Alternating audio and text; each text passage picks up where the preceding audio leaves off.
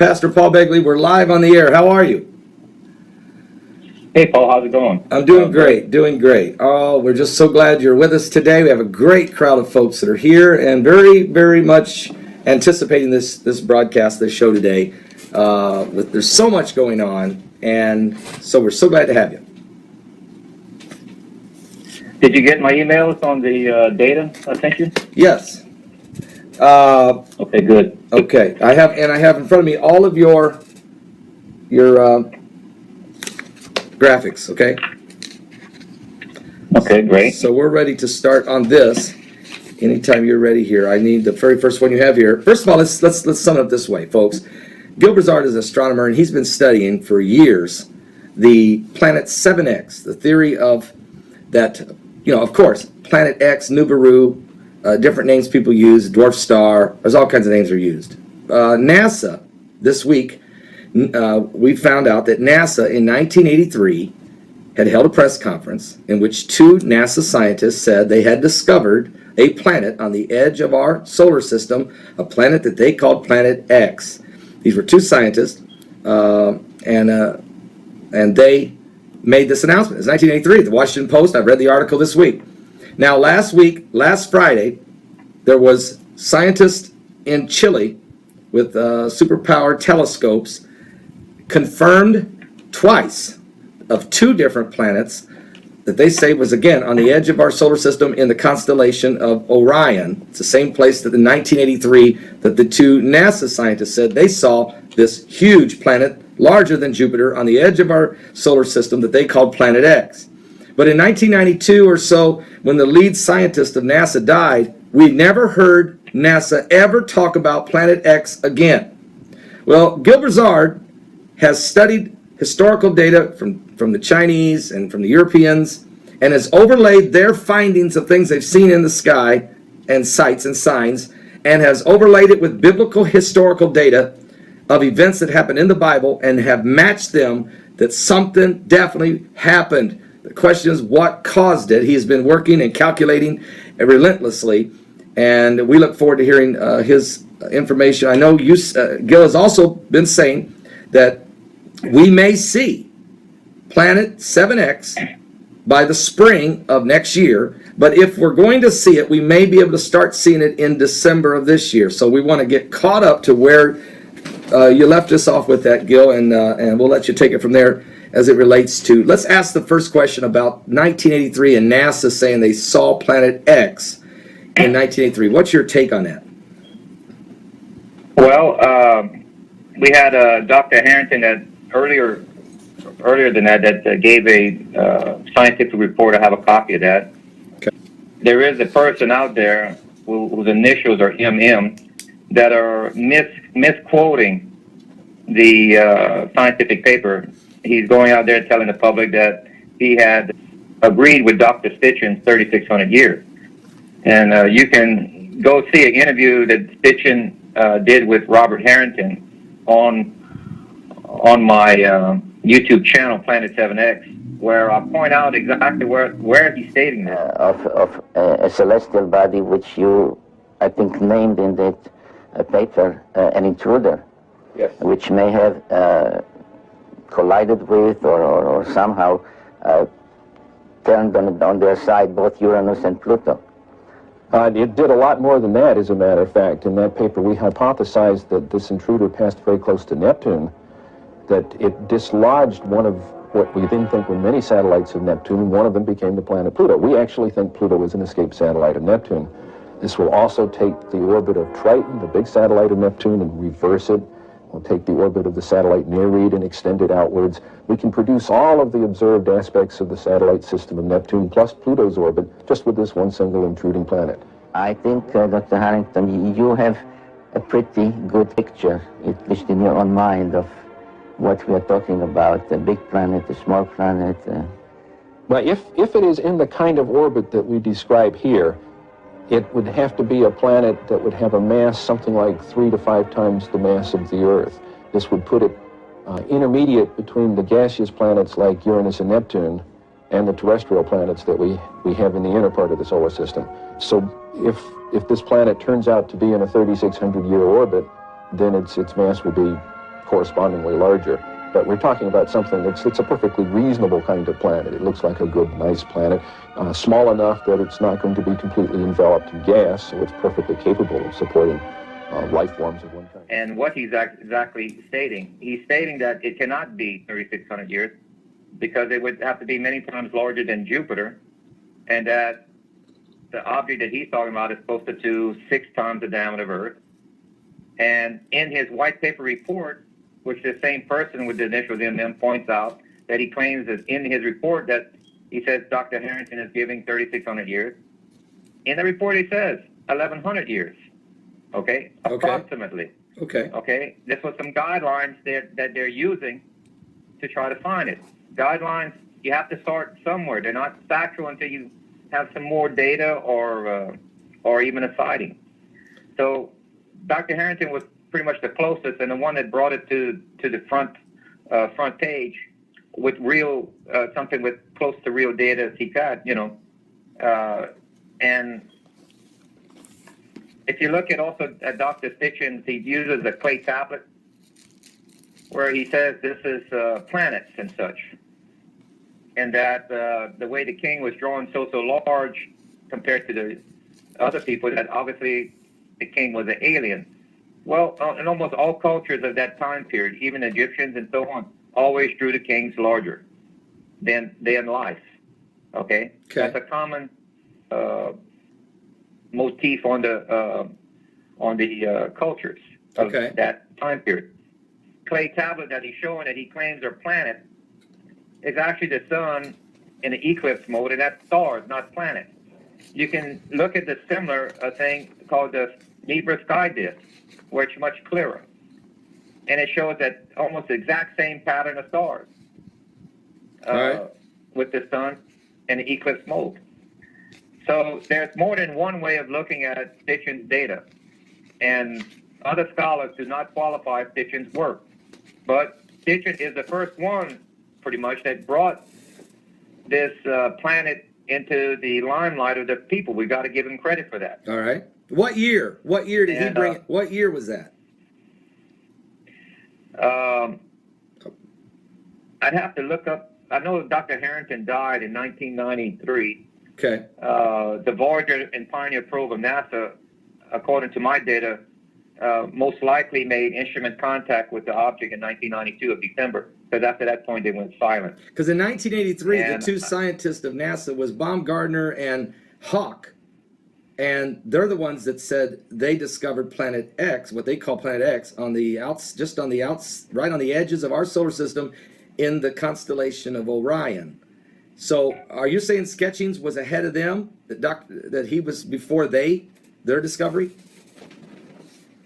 Well, the thing is that this object causes an anomaly on opposite sides of the universe. That's why they sent the first two probes opposite of each other, 180 degrees apart. Okay. And then they noticed that one satellite was picking up speed and one was slowing down. The one going to, Orion was slowing down. That meant it's not in that direction. The one going to Sagittarius is speeding up. Okay. I mean, gravity's pulling it towards there. So that answered that there were two anomalies. Okay. That's what these observers were noticing, that there was anomalies in the orbit of planets that were perturbed, warped by unknown, they call it gravity, but actually now we know it's unknown magnetic forces. Gravity is the weaker force. The magnetic forces are much stronger, many magnitudes greater. Matter of fact, that's we had Mike electric universe. Right, we had Mike Around the World on Tuesday, and that's exactly what he said, that gravity is not what holds everything together. Gravity does keep us on the ground, but it's not gravity that's holding everything together. That's a more of a magnetic force, which is what you're saying. We now know that. Correct. If we were to take the same stories of the biblical and use the astronomy model 15 years ago with the gravity ruled universe, none of our models would have worked. Right. Pertaining to the biblical stories. But using a magnetic universe, we have an exact match. And we can answer 14 instances in the Bible that proves out in models. And that happens to match the same model as the Chinese. this is the same model we're taking that same overlay and applying it to these stories. We have an object that comes in at the end of August or beginning of September, circles the sun, and exits in a month of Passover. Whether it's March or April, we will find out soon. But when you when you say that, when you say we'll overlay find pattern. when you say we're going to find out soon, I think you and I talked before, and this is the third or fourth time that we've talked in the last year, kind of keeping an eye on what you've been talking about. And your YouTube channel, folks, Gil's YouTube channel is Planet 7X. You can check it out. He's got some great videos there, very interesting information there. And you said that if we may start to see this thing in December. So, and there's been a lot of people, two sun dogs, a lot of different things people have seen with their cameras, and there's been reflections, there's been a lot of different things, and there's been some folks doing hoaxes and different things. But at the end of the day, Gil, have we seen anything other than what these team of scientists in Chile seen with these superpower telescopes? Has there been anything else seen that could say that Planet 7X is out there or is going to be going by next March or April? Have we seen anything yet? Keep in mind that they didn't see this object yet. It's like a radar image, per se. They have yet to focus a telescope on it to find it. I agree. And from from what I've read so far, whether or not the articles that I read were correct or not, and they're not exactly sure on the distance whether or not it's a large object very far out or a small object very close. Right. They've made an estimate that they think it's 1.5 times the diameter of Earth. But we don't know. From the article that I read, they were unsure of it at the moment. Right. Let's take a look. Let's take a look at your. Go ahead. I'm sorry, Gil. Well, from the data that they gave us on the distance on where they were estimating and put it around, Uranus, at the typical speed, maximum speed that the sun can drag an object to you. That meant it's at least 10 to 12 years away. So that's not our object. So you're saying what these guys saw in Chile on these objects that they saw, infrared, okay, haven't focused the telescope on it, but they do have infrared, two objects that are right on the edges of our solar system. That's not Planet 7X. Those are two objects, let's say, but those are at least 10 to 12 years out from if they're coming in this direction. Right. Okay. Let's pick up the data from the Chinese gives us the orbital path. It mirrors the biblical accounts of 14 incidences. It has to come in from a certain constellation. It has to come in from Sagittarius. This is not viewed in the Sagittarius region, and it doesn't seem to be on the planetary plane of Earth. It might be, but I don't think it is. Okay, let's say if it is, nothing to worry about. If it is, it's still 10 to 12 years out there. If it is, and it may not even be. And then to your point is, so it's not in the theory that you've been working this whole time. It's not what you've been looking for. It's not coming from the right direction, and it's not at the right time, years or timing. They had mentioned a velocity of over 2 million miles per hour, which I find kind of mysterious. You can, and why visually is just one of the ways that we rely on that object is there. Look at the volcanic activity and the earthquakes. They're outrageous. They're in an exponential rise. Right. If you look at all the other indicators, we have a problem. These are exactly the signs that we would see as an inbound body. We have perturbations of planets and comets. Those are recent reports. Something is warping the orbits of comets, and that can only be a planetary body. And the planet's on the opposite side of Earth, all right, where these comets are being warped at. All right, Gil, hang on a second. What is it? Gil, you've got some these graphics here. Let's walk us through here this presentation. If you look at page 11 there that I showed you, it shows you how they can block our view. This is laboratory tests showing how they can cloak an object that's right in front of you by bending the light around an object. And it shows a person's hand where it looks as if there's a hole in a person's hand or a pencil in front of this laser, and you can't see the section that's in front of it. because it's bending the light around and capturing the view behind it and portraying it in front of it. And this is done today, and our government thought is 30 to 50 years ahead of this. So let me ask So you. it's quite easy. So you're saying that even if Planet 7X is in view right now, let's say it could be viewed right now, that the United States government can use this new technology to show you what's behind. It's like putting my hand up, and yet they have the technology right now to bend light to see what's behind my hand, and then to put that in front of my hand, and so my hand becomes invisible. So you're saying they have the ability to bend light, and so when people look up through telescope or look up through the lenses there, it don't show the object. They can, but the stars are all in the right spot. The constellations are correct, and it looks like there's nothing there, but it could actually be there because that technology does exist right now.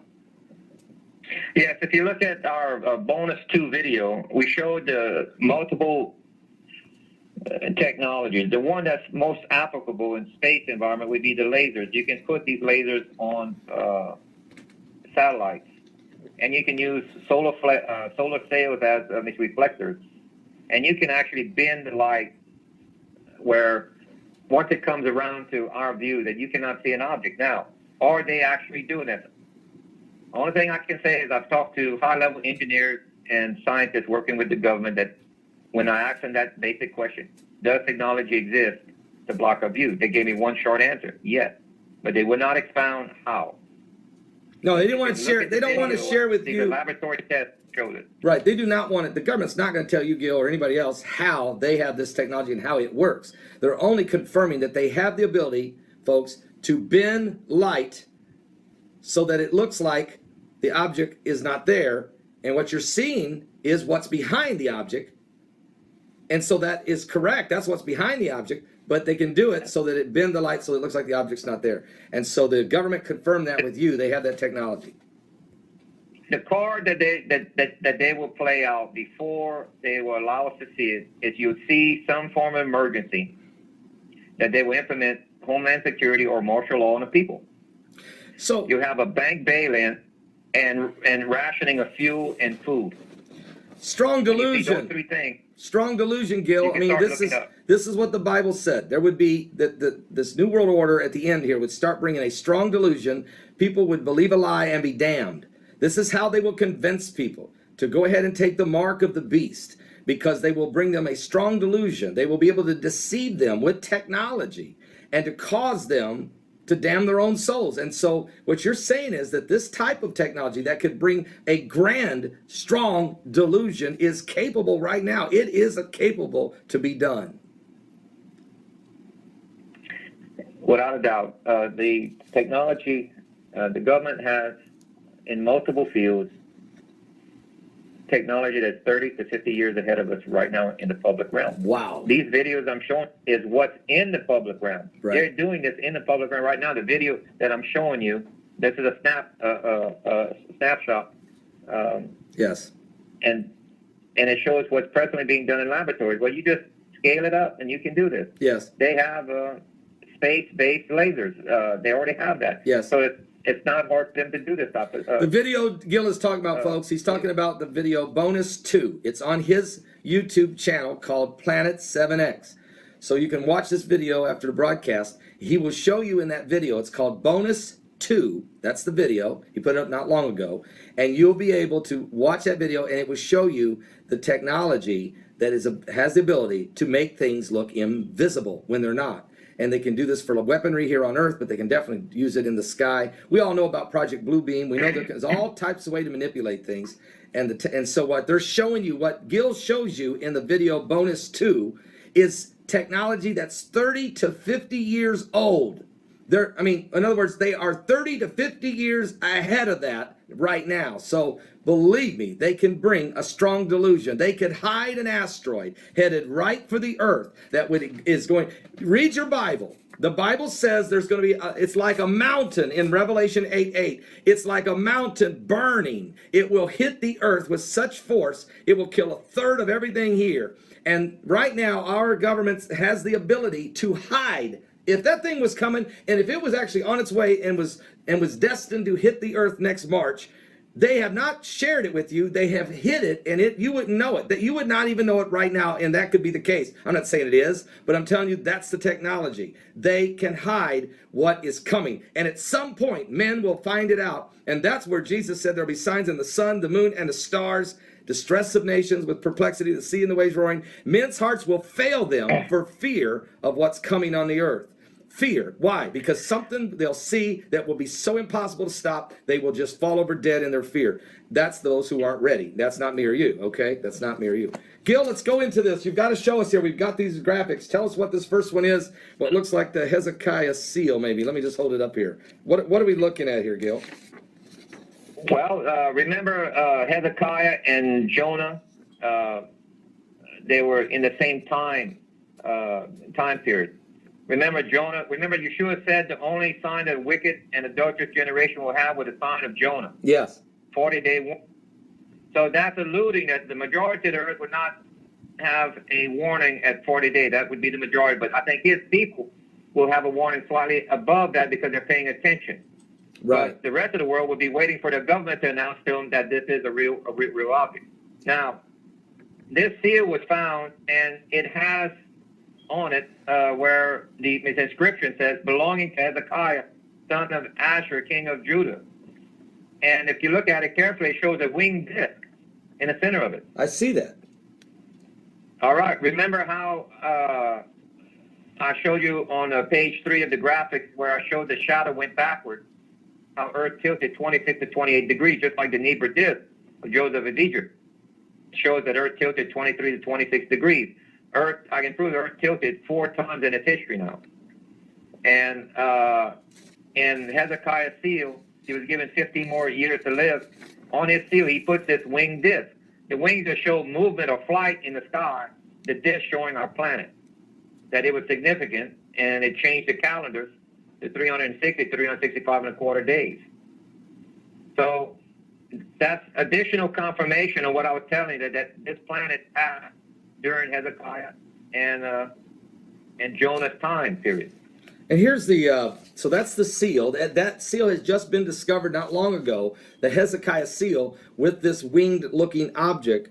And here's what Gil's talking about with that the earth actually tilted on its axis. Is that what you're saying, Gil? That's what made Hezekiah's sundial, or we call it Hezekiah's sundial, but it was actually when he looked through that window, that the sun actually moved 10 steps backwards, which is impossible, folks. Yes, and in the Hebrew, it actually literally says steps. It doesn't say a sundial. Right. So if the steps are facing north and south, and a window with the shadow of the sun causing the sun rays and the shadow of the window, for that to move exactly 10 steps, the Earth would have to tilt 26 to 28 degrees. The calculations work out. Now let me Proves out. Let me help people just in layman's terms.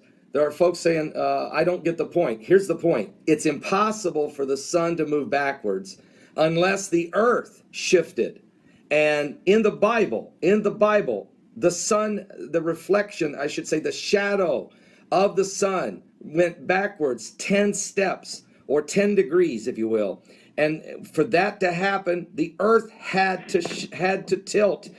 And it did happen. It's in the Bible. It was a significant sign. And Gil, why did the earth tilt, in your opinion? Because the object came within midway between the moon and the earth again. This has happened 4 times in its past. And the magnetic attraction between the north and south pole caused the two objects to tilt. It takes about 6 hours for Earth to tilt, and another 6 hours for it to go back to its normal disposition. So the only thing you're saying that could cause the earth to do that would have to be an object going by so big and so powerful that it would tilt the earth. You see, this object can either pass to the right or to the left of Earth. Right. If it passes to the left of Earth, Earth does not slow down in its rotation. It only tilts. If it passes to the right of us, then Earth passes through the plasma tail that shuts down the energy going into the north and south pole like it did during Joshua's long day. Okay. And Earth was slowed down 4.5% to 5.5%, compounded hourly till it comes to a stop within 24 to 28 hours, and you have an extended day of 12 hours. And then there was a meteor shower right after that on Joshua's battle, where it only hit the enemy soldiers. There was no meteor shower for Hezekiah, so it came to the left of us, causing only a tilt. Okay, so 5 months later, when Earth 5 months later, when Earth passed through the second debris trail, that's when the 185,000 soldiers died of Assyria. Right. That was poised to attack Jerusalem. That's how they got but it says it happened at night. You see, the meteor shower in March is in the daytime. The meteor shower at the end of August is in the nighttime.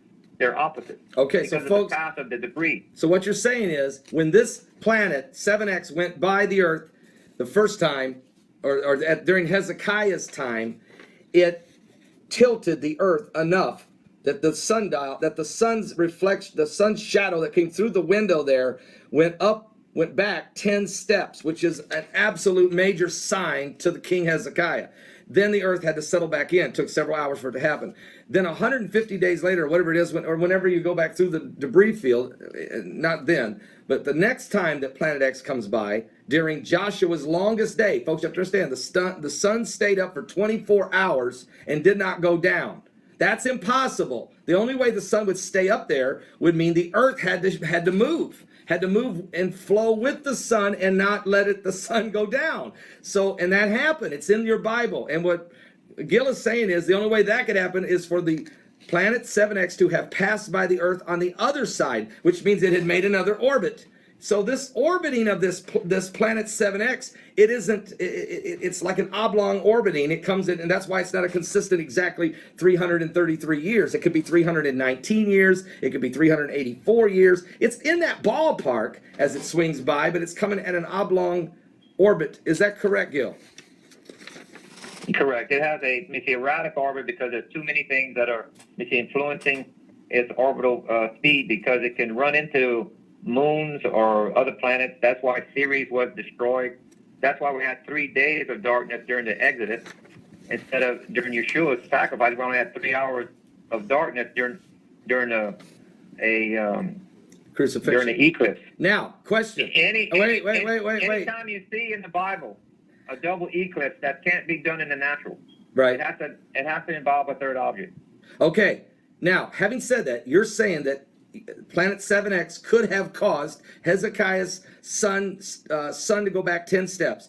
That Planet X could have came by and caused Joshua's longest day. You're saying that Planet X could have been the reason that we had 3 days of darkness during one of the plagues of Egypt during the Exodus, the time of Moses, before he could get the children of Israel out of Egypt. And you're saying that Planet 7X, also coming by again, but coming by on the other side, could have created a double eclipse, which could have caused the Earth to go dark for 3 hours when Christ was on the cross.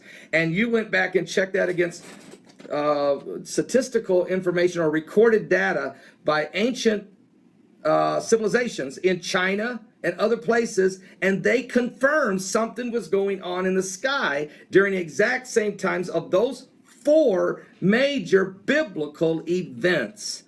So it's not just a theory here. You're basing your theory of 7X on factual biblical accounts and scientifically, as an astronomer, you're saying, and it is doable, Paul, and here's how it's doable. If there is an object that keeps making its way around toward this Earth, it always keeps, and each time it creates something. Like in Jonah's day, it created a sign in the heavens for 40 days. Jonah preached, hey, look at the sign. Nineveh, you're going to be destroyed in 40 days. Okay, so each time you're saying this Planet 7X could create those events. Well, Paul, let me quote a famous astrophysicist, okay, Neil deGrasse Tyson. Okay, he said, this is science. He said that you can observe phenomenon in space and show that it's repeatable in a model. He says that is science. That means it's following the orbital mechanics, Kepler's law of the planetary motion, and every other rule that we found provable. We have the model because of the Asian astronomers, the Chinese, the Korean, and the Japanese astronomers, of a segment of this orbit that gives us an elliptical path. This same object, when we overlay it into the 14 biblical accounts, these eyewitness accounts we can build a model that follows the exact storyline. How Earth has slowed down, how the shadow went backwards. How do you get a 3-hour eclipse during Yeshua's sacrifice? How do you get 3 days of darkness during the Exodus? And so on and so on. 14. We have a model for 14 biblical accounts. You have a model that matches how each thing could happen, and scientifically it is proven it could have happened. There has to be an object. God is using some type of an object, some type of a planet or something dark, something that can swing by and can create and can affect the earth in a way to create these 14 different biblical accounts. Go ahead. We have a Nibiru sky disk. Remember, this is just not also in the Bible. It's not only also in the Chinese. We have artifacts like the Nibiru sky disk. It's made in Germany. It proves out the Earth tilted 26 to 28 degrees, and with the star pattern it gives us the exact date, and that date lines up mid of the drought of Joseph of Egypt. Wow. Remember when Joseph had a dream at age 16? The stars, the sky, and the moon bowed to him? Yes, I do. That word sun is actually illuminated body, because you can't see the stars out when the sun is out. So just like in Greek, helios simply means illuminated body, doesn't necessarily mean the sun. Well, that was age 16. At age 40, the skies did prove it the sky. Because your viewpoint from Earth would be the skies bowing. And the illuminated object is our comet-like planet. And so unless people would like to say that the ancient German civilizations conspired with the Egyptian and the biblical accounts, Right. but yet they didn't know each other yet. No, they didn't know each other. They couldn't have conspired. All right, Gil, just because of time reasons, I got to move this along a little. Now that you've built a case that there's been 14 biblical accounts that could be scientifically proven that a planet of some sort on some type of orbit has affected the Earth 14 times, and you can match it with biblical accounts, and it makes sense. We're talking about the 6th and 7th seal. I've heard you talk about before in the book of Revelation. Something has to cause a mountain burning like a lamp to hit the Earth. Is it a asteroid that's racing toward us? Has nothing to do with Planet 7X? Or could Planet 7X be going by, bringing a debris trail that could cause Earth to enter into that debris trail and have a cataclysmic collision? Now, that's what people want to know listening right now. That's why people are here right now listening. My question is where are you at with it now? I think you told me you believed scientifically everything you studied. You don't have a crystal ball, but somewhere within an 8-year window, we should be having this event. And that this year seemed like to be the year that we would start to see it, and we would have some kind of an encounter next March or April in the spring. Where are you with that right now? How do you feel about that, or what is your take on it? We're on the edge because we can see possible economic collapse with the Seal 4 just about to happen. And there's a Middle East war brewing. We All right, now wait a minute. may not see it at the end. We may or may not see it at the end of December. But if not, then I would be looking for it in January, because we're not that far off. But we have to see Seal 3, 4, and 5 happen. Right. 3 is economic collapse, 4 is a war, and Seal 5 is a peace agreement involving Israel in it, and that may happen January 15th if this date is correct. And I also wanted to point out to you. Okay. You can go ahead, Paul. I was going to say, if the date is correct, the 3 things, what you're saying is in the Bible, there's 7 seals. You're saying seal number 3 would be an economic collapse. Seal number 4 is a Middle East war. Seal number 5 is a peace agreement involving Israel, and it has to involve the whole world pretty well. And you're saying that if those 3 things happen, those are 3, 4, and 5, and that could happen, you're saying, here in the next not very short. And the reason you say these things could happen, Gil, is it because man knows what's coming, or is it because it's just the biblical prophecies that are leading us to seal 6 and 7? The biblical prophecies are reading more like a newspaper on a day-to-day event. Right. There's only one person that can tell time ahead of, and that is the Father. And He gave it to Yeshua to give to John. Yes. To write this book. There's no way that they could have guessed it. Just like Revelation 12:1, where He gives us an astronomical date. I can tell you without a doubt, it is impossible 2,000 years ago. Even if I would have given the software for them to better pick that date and match this, it's that date, the way they wrote it, could come from the Father to be placed in that text. It's impossible. So You have to know the orbital mechanics. all right, now, Gil, if for some reason that it isn't this December, it isn't this January, but that we're close, but we're off a little. What is your take? Could it be off just 1 year? Could we be right back in this situation next year, or is it more like 5 years if we're off a little right now? I mean, can you help me with that? Well, the Bible clearly says that for a wicked and adulterous generation, we have only a sign of Jonah as a warning, which is 40 days. If March 26th is the date, then the Bible says it qualifies that the earth would see it 40 days early. That's around February 15th. Okay. I think that's only for the adulterous and wicked, not his people. I'm a firm believer that possibly we'll see it a month or so earlier than that. That'd be January. I was giving an estimate for December, and I'm close, I believe. Okay, so we may have to go into January before we would see it. Okay, so let's go. Let's just say. So you're saying, look, it could be that we will actually start to see this sign, the sign of Jonah, the sign of planet 7X. Maybe we will see it sometime in mid-January, anytime between now and mid-January. And if we do, you'll get a real naked eye view of it probably by February 15th, leading us to the March 26th date. If this is the year that the calculations have come together. Yeah. And these are the signs that Yeshua said. You will see a sign in the heaven, and earthquakes will rise like the pains of a woman giving birth. We have both of those. Yeah. Oh, there's no disagreement. I have no there's nobody can disagree with the fact that the Bible's prophecies of what would be happening in the end times in Matthew 24, in Luke 21, Mark 13, we can see wars, rumors of wars, nation rising against nation, kingdom against kingdoms, famines, pestilence, earthquakes, dire places, persecution of Christians going on all over the world. We can see that we're living in the fig tree generation. I mean, I don't think anyone that studies the scriptures know that we got it. We're in the ballpark. We're in the season. We're definitely in the season. So the question is now, if that's the case and we're seeing things come together, could it be that these seals will start breaking here in the next few months? Or could it be another 7 years from now before they start breaking? I mean, you know what I'm saying? I don't know. Any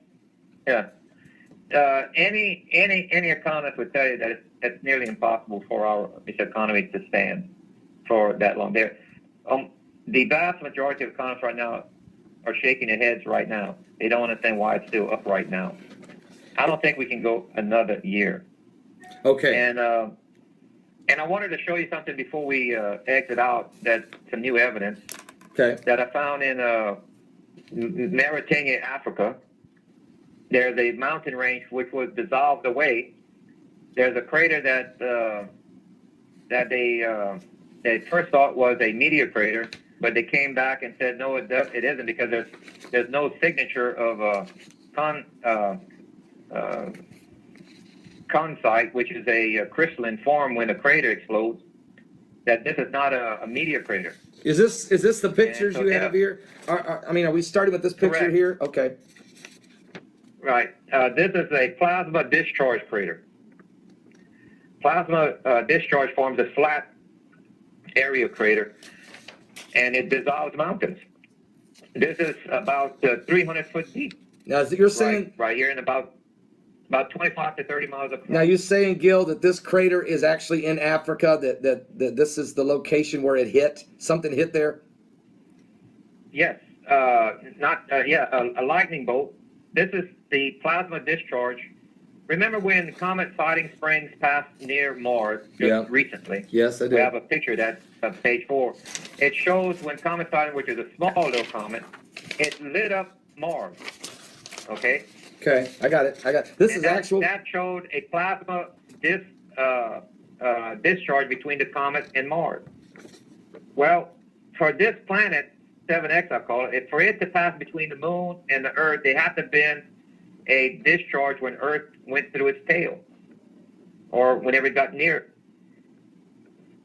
enough. We have a crater that signifies that. We can see the same type of craters on the moon.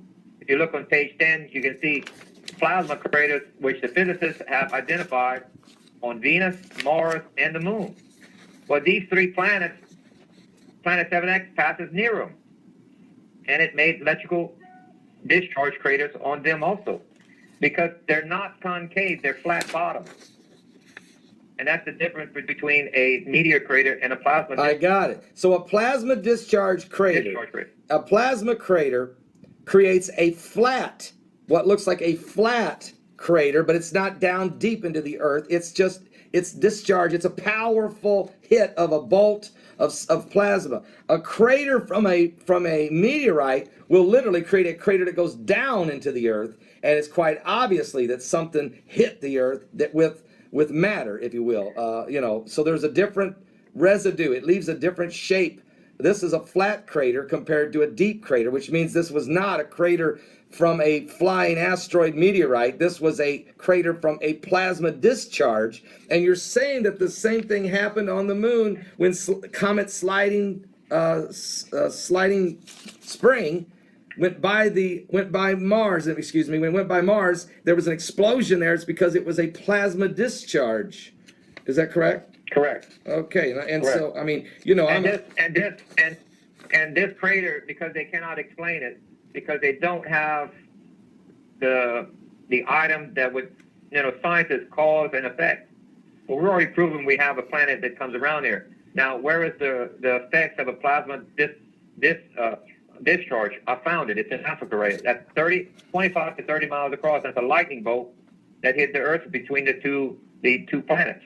Now, we are going to see this again. Here's the plasma crater on Mars that Gil's talking about. When the comet sliding spring went by Mars, it released a plasma crater, a plasma charge. It created this crater. This is actual pictures from Mars of a crater. And the crater was caused by a plasma discharge.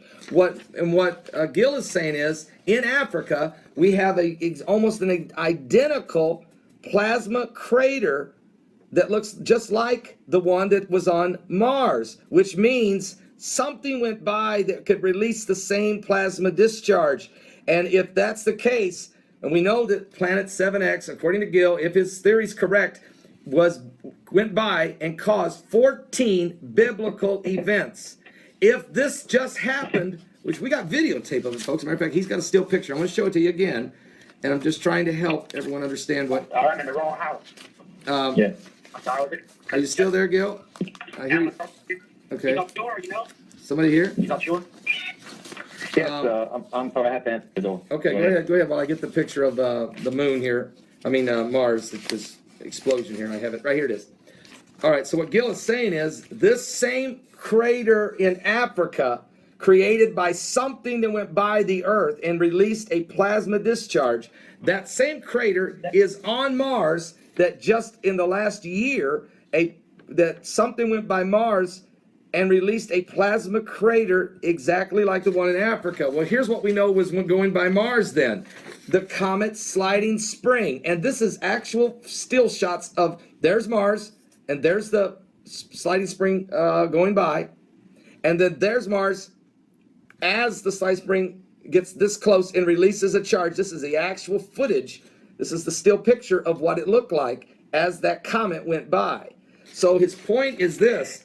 If this has already happened, if this has happened about a year ago, is this planet on its way toward the Earth right now? And does NASA know it? Does our governments of the world know it? Are they hiding it from us with this bending the light technology? Or is it just they don't know it and it's about to happen anyway? And what does that mean? Or, Whenever they view the bonus 2 video, or bonus 1, whichever. I think it's bonus 2. We actually show the video of this plasma discharge, the video of Mars and comet sliding springs effects. And I sent you the video for you to take a look at as well. Is it on? I know a lot of people out there having difficulty helping to convince family members that that the Bible is real and that this event that's fixing to occur on Earth is going to be real.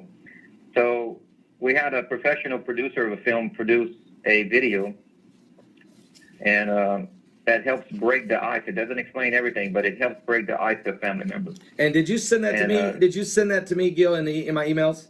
Yes. Okay, because Yes. No, I have sent. I sent you the DVD, and it's in the mail. Yes.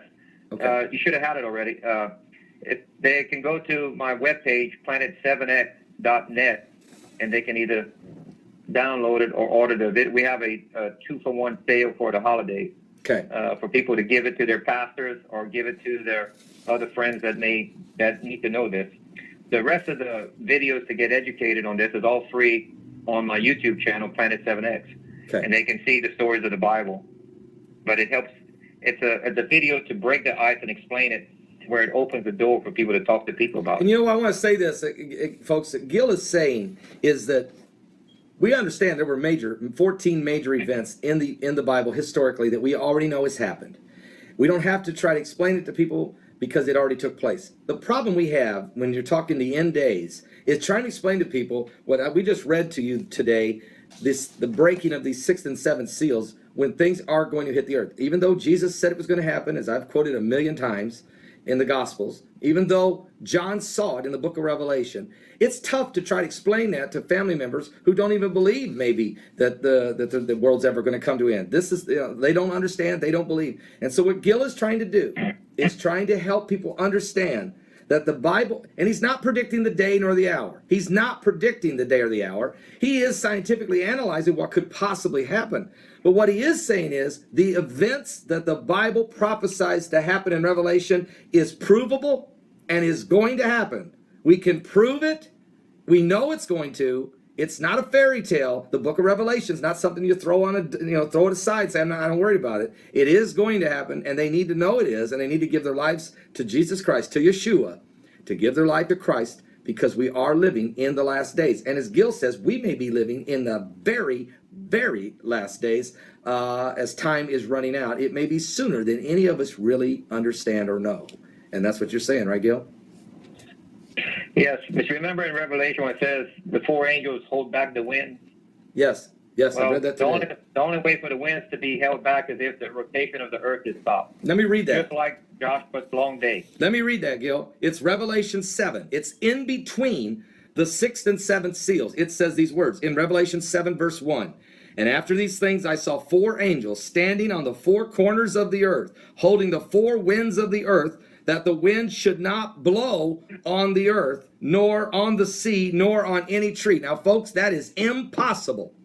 The wind is always moving right now. It does not stop unless God says, I want to stop it, and he stops it by using something. And what Gil is saying is, it is scientifically possible that if Planet 7X goes by, it could cause the wind to stop for a period of time, whatever that is.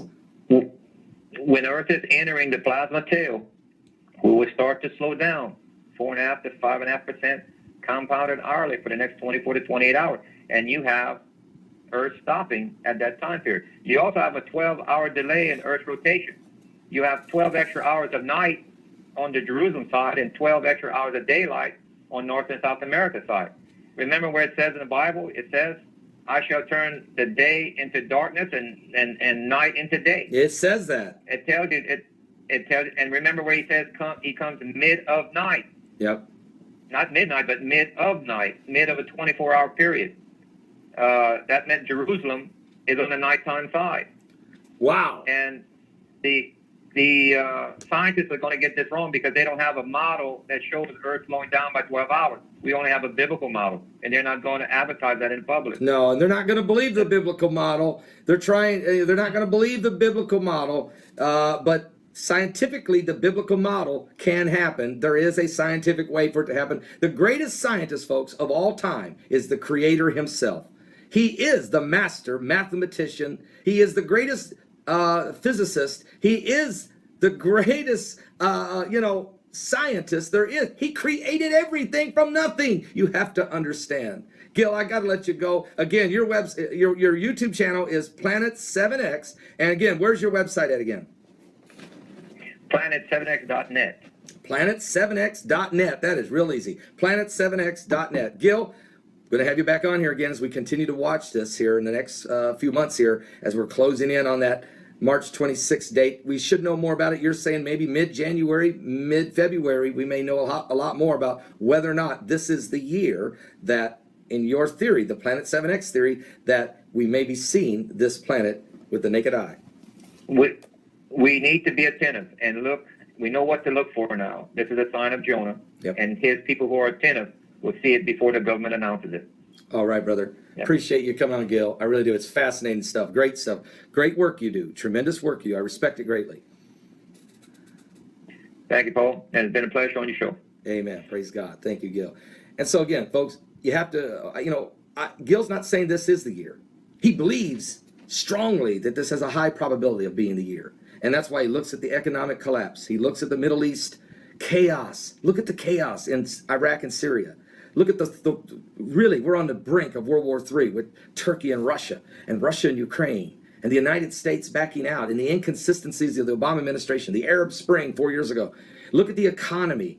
Look at the volatility of the currencies of the world. And you hear world leaders talking about a new world order, a one world government, a one world currency. I mean, literally, folks, and look at the cultural breakdown of the world. Our cultures are collapsing. And look at ISIS, how they're not just running around in the land of the Babylon, in the Babylon prophecy, but this is like a mold. It's like an infection. It's spreading the world. It's destroying. It's putting fear in America, in the Western nations, in Europe, France, Germany, England, Australia, everywhere, Canada. People are afraid of this growing thing called ISIS, this radical Islamic jihadists. Yet we have world leaders that won't even mention it, won't even say the word. I mean, it's insane what we're witnessing. And we got Israel being completely surrounded by armies, which Jesus said would happen in the Bible in Luke 21 when he says, when you see Jerusalem compassed about with armies, know that the desolation thereof is nigh. For these are the days of vengeance. I mean, I don't know what else to say. But is this the year Planet 7X? This is Gil's turn, Planet 7X. Is this the year that swings by? Is it about ready to happen, or is it another year away? Is it another 7 years away? Is it another 17 years away? I don't know. I can say this, the things that this Bible says is going to happen is going to happen. I can't myself scientifically figure out what makes it happen. I'm getting a better feel of it. I mean, I'm very interested in this stuff, but at the same time, I don't know if that's what makes it happen, but I know it's going to happen, and I can see the signs leading up to it happening. And so I'm not a skeptic on whether the Bible will come to pass. I'm a total believer in the Word of God coming to pass. I absolutely know it's coming to pass, and it may happen. And guys like Gil Brazard may have figured out what helps make it happen. But at the same time, nobody can stop it from happening. Nothing can change the infallible Word of God. Not even Lucifer himself, who would love to cause God to lie. For if he could get God to tell one lie, it would stop the prophetic track that we're on. It would prevent him from spending eternity in a lake of fire. If he could stop one prophecy, he could stop all prophecy. And he knows it. And that's why he fights tooth and nail to the bitter end. Hello, this is Gil. Gil, Pastor Paul Begley, we're live on the air. How are you? Hey, Paul, how's it going? I'm doing great, doing great. Oh, we're just so glad you're with us today. We have a great crowd of folks that are here and very, very much anticipating this broadcast, this show today. There's so much going on, and so we're so glad to have you. Did you get my emails on the data I sent you? Yes. Okay, good. Okay, I have in front of me all of your graphics. Okay. Okay, great. So we're ready to start on this. Anytime you're ready here, I need the very first one you have here. First of all, let's sum it up this way, folks. Gil Brazard is an astronomer, and he's been studying for years the planet 7X, the theory of that, of course, planet X, Nibiru, different names people use, dwarf star, there's all kinds of names are used. NASA, this week, we found out that NASA in 1983 had held a press conference in which two NASA scientists said they had discovered a planet on the edge of our solar system, a planet that they called Planet X. These were two scientists, and they made this announcement. It's 1983, the Washington Post. I've read the article this week. Now, last Friday, there was scientists in Chile with superpowered telescopes confirmed twice of two different planets that they say was, again, on the edge of our solar system in the constellation of Orion. It's the same place that in 1983 that the two NASA scientists said they saw this huge planet larger than Jupiter on the edge of our solar system that they called Planet X. But in 1992 or so, when the lead scientist of NASA died, we never heard NASA ever talk about Planet X again.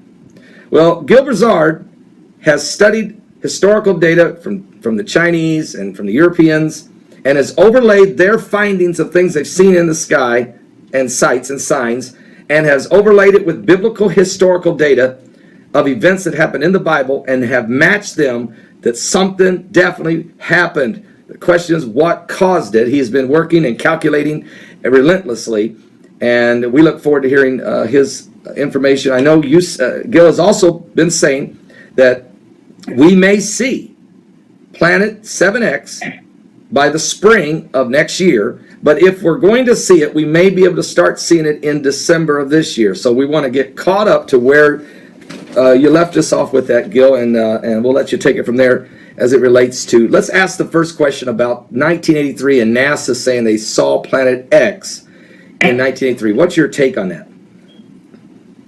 Well, we had Dr. Harrington that earlier than that gave a scientific report. I have a copy of that. Okay. There is a person out there whose initials are MM that are misquoting the scientific paper. He's going out there telling the public that he had agreed with Dr. Stitchin's 3,600 years. And you can go see an interview that Stitchin did with Robert Harrington on my YouTube channel, Planet 7X, where I point out exactly where he's stating that. Of a celestial body which you, I think, named in that paper an intruder, Yes. which may have collided with or somehow turned on their side both Uranus and Pluto. It did a lot more than that, as a matter of fact. In that paper, we hypothesized that this intruder passed very close to Neptune, that it dislodged one of what we didn't think were many satellites of Neptune, and one of them became the planet Pluto. We actually think Pluto was an escaped satellite of Neptune. This will also take the orbit of Triton, the big satellite of Neptune, and reverse it. We'll take the orbit of the satellite Nereid and extend it outwards. We can produce all of the observed aspects of the satellite system of Neptune plus Pluto's orbit just with this one single intruding planet. I think, Dr. Harrington, you have a pretty good picture, at least in your own mind, of what we are talking about, a big planet, a small planet. But if it is in the kind of orbit that we describe here, it would have to be a planet that would have a mass something like 3 to 5 times the mass of the Earth. This would put it intermediate between the gaseous planets like Uranus and Neptune and the terrestrial planets that we have in the inner part of the solar system. So if this planet turns out to be in a 3,600-year orbit, then its mass would be correspondingly larger. But we're talking about something it's a perfectly reasonable kind of planet. It looks like a good, nice planet, small enough that it's not going to be completely enveloped in gas, so it's perfectly capable of supporting life forms of one kind. And what he's exactly stating, he's stating that it cannot be 3,600 years because it would have to be many times larger than Jupiter, and that the object that he's talking about is closer to 6 times the diameter of Earth. And in his white paper report, which the same person with the initials MM points out, that he claims is in his report that he says Dr. Harrington is giving 3,600 years. In the report, he says 1,100 years. Okay? Approximately. Okay? This was some guidelines that they're using to try to find it. Guidelines, you have to start somewhere. They're not factual until you have some more data or even a sighting.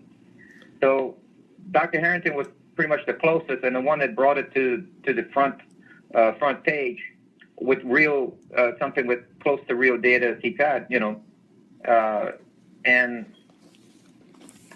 if you look at also at Dr. Stitchin, he uses a clay tablet where he says this is planets and such, and that the way the king was drawn so large compared to the other people that obviously the king was an alien. Well, in almost all cultures of that time period, even Egyptians and so on, always drew the kings larger than life. Okay? That's a common motif on the cultures of that time period. Clay tablet that he's showing that he claims are planets is actually the sun in the eclipse mode, and that's stars, not planets. You can look at the similar thing called the Nibiru sky disk, where it's much clearer. And it shows that almost the exact same pattern of stars with the sun in the eclipse mode. So there's more than one way of looking at Stitchin's data. And other scholars do not qualify Stitchin's work.